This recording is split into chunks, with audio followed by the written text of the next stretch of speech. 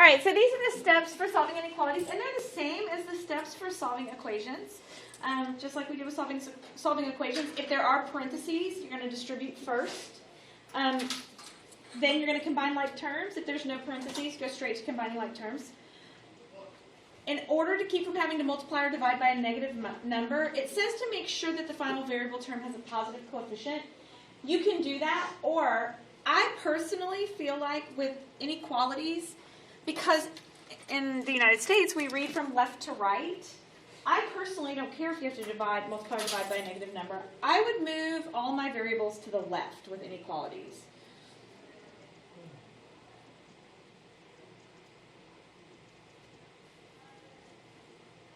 Because that way we can read it.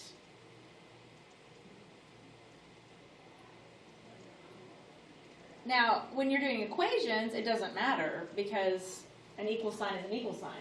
But when you're trying to read inequalities, it's a lot more helpful if it's on the left, and that way you can just read it from left to right.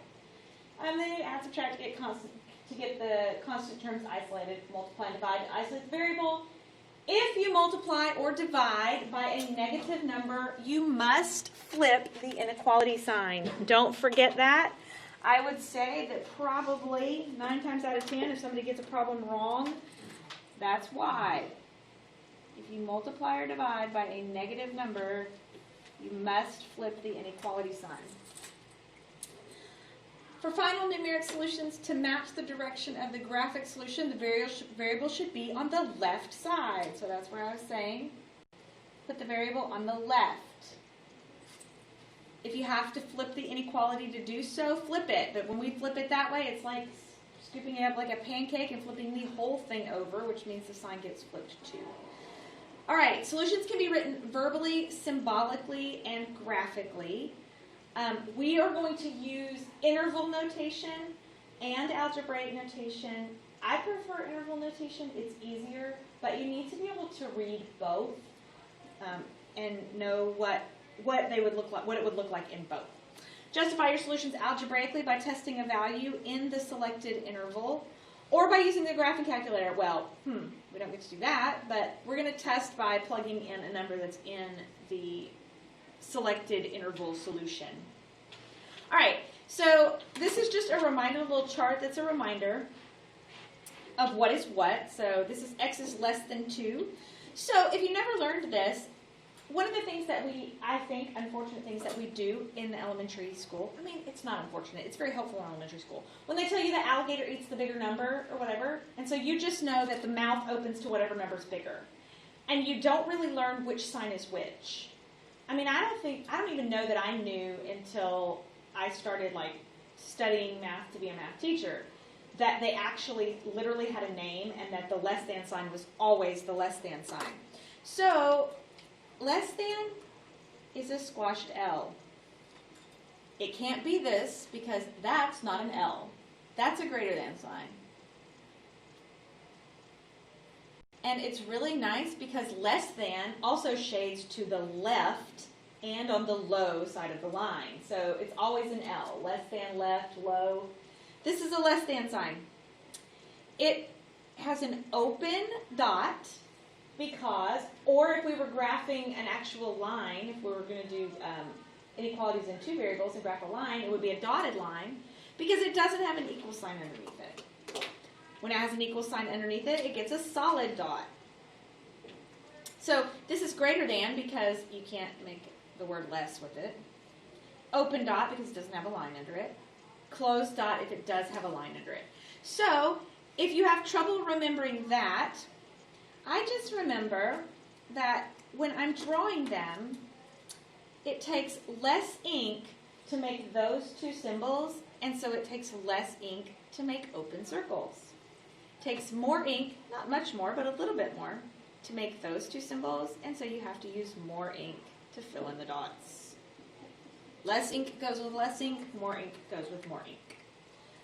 This funky R means all real numbers, and that's what we'll use if our entire line is supposed to be shaded or if every number makes the statement true. This circle with a line through it means no solution, and there is no graph since no numbers work if you have to use no solution. so let's do one. So there's our problem. We're going to walk through the steps. Then we're going to make sure that we show it graphically in interval notation and in algebraic notation. So the first thing we need to do is clear any parentheses, which I will do by distributive property. So that's 4 minus 2x is less than x minus 2. Now, it doesn't matter to me that the instructions said to combine the constants first. I don't care what you do first. It doesn't make any difference to me.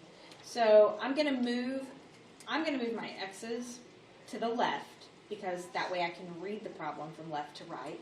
So I'm going to subtract x from both sides. And that gives me 4 minus 3x is less than negative 2. Now I'm going to move that 4. You can either think of it as subtracting 4, or I could just remember that I need to move it over here, and it's positive on the left side of the inequality. So if I move it across the magic inequality sign, it becomes negative. So that would be negative 3x is less than negative 2 minus 4, or plus negative 4, which is negative 3x, less than negative 6. Now I need to isolate x, get it by itself. So I need to get rid of the negative 3. How do I get rid of that negative 3? Divide. All right, I'm dividing by negative 3. I am dividing by a negative number. That means this inequality sign has to face the other direction. So now it is a greater than sign. So I get x is greater than 2. When did the sign switch? Only if you multiply or divide by a negative. All right, so I'm going to put this on a graph. When you're graphing these with number lines, just put the number. I don't care about any of the other numbers. You don't have to put 0. You don't have to do a fancy number line. Just put the one number that we're concerned about. Is this going to be an open dot or a closed dot? Open dot. And this is the nice thing about having the x on the left. If the x is on the left, then the point points where you shade. I'm going to shade this way because that's the way it's pointing. I could also read it. This is x is greater than 2. That means anything greater than 2 gets to be a value. You can always check a number, plug it in, and see if it works. So any number that would be in this shaded area, so let's say over here is 5. If I plug that in, 5 is greater than 2. It is. That is a true statement, which means I have it shaded correctly. So this is the algebraic notation. This is the graphical notation. And now I want to show you interval notation. So with interval notation, let me write my symbols again. If I have less than, greater than, open dot, that would be parentheses in interval notation. If you have less than or equal to, greater than or equal to, closed dots, those would be brackets. If you have an arrowhead to the right, that's infinity. An arrowhead to the left, that's negative infinity. And infinity you never reach infinity, so it cannot be bracketed in. It's always a parentheses. So with all of that in mind, I just read this, what I have here. I have 2 with an open dot, so that's going to be a parentheses. So parentheses 2, comma indicates the shading. And then I have to tell where this thing ends. Well, when I look at this graph, it goes to an arrowhead, which means it doesn't end. It goes to infinity. And infinity never has a bracket. It's always a parentheses. So that's the interval notation.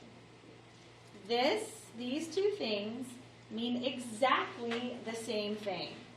Just 2 ways of writing it.